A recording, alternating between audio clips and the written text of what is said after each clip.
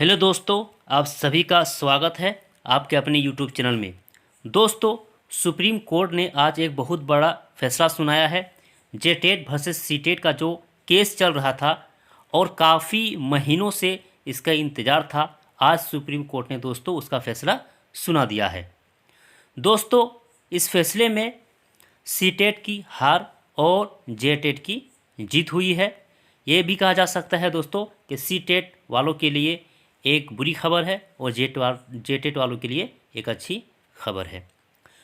दोस्तों, सभी को पता होगा कि जेटेट और सीटेट दोनों को मिलाकर दोस्तों सहायक आचार्य के एग्ज़ाम में बैठने का एक मौका मिला था और सभी ने दोस्तों बैठकर एग्ज़ाम भी दिया था। लेकिन दोस्तों, आप सभी को पता होगा कि इस एग्ज़ाम को देने में कितनी परेशानी, कितनी दिक्कत का सामना हुआ है। जिसने भी एग्ज़ाम दिया है दोस्तों, परीक्षा में बैठा है, सब जानते हैं।